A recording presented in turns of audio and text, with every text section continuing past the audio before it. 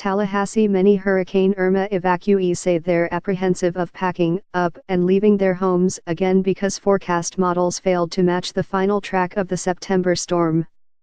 That worries Craig Fugate, a former director of the Federal Emergency Management Agency and the Florida Division of Emergency Management, including during the state's devastating 2004 and 2005 hurricane seasons.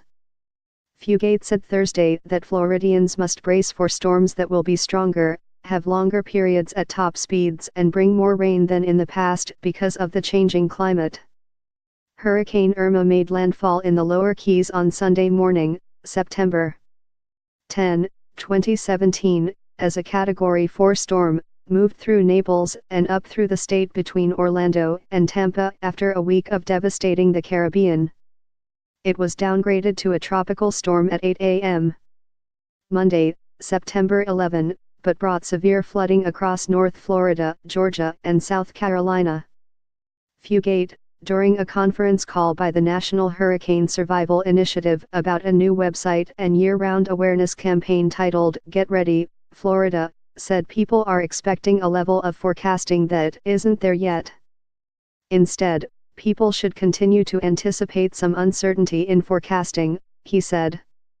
If we knew exactly where it was going to hit, it would be a lot easier, but it isn't, Fugate said. As we saw with Irma, a slight jog east or west of that track would have been in a lot different impact. The conference call highlighted the need for people in Florida to plan year-round for the 6-month hurricane season and for people who live outside flood zones to consider flood insurance. A survey by the initiative found 1 in 4 Floridians are now less trusting of hurricane forecasts because of Irma. The survey also found that many Floridians entered the 2017 storm season without such things as adequate window protection, backup batteries, and water supplies, or failed to have evacuation plans.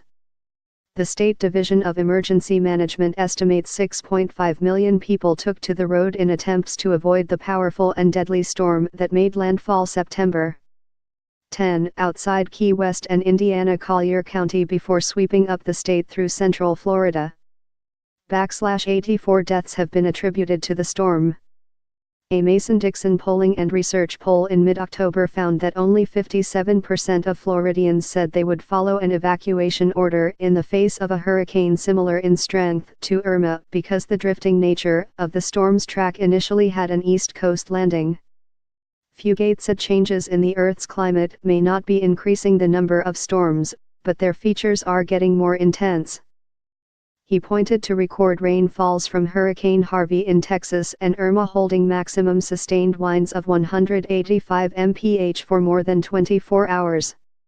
If you look at Harvey's rainfall, there are a lot of people now coming back and starting to look at how climate is affecting rainfall events and the enhancement on that, he said. If you had a storm like Harvey sit over central Florida, can you imagine what 50 inches of rain would do to the Orlando area? And we're seeing this across, not just in our Atlantic basin, but across the world. We're seeing intensifications of rainfall events and intensifications of drought events.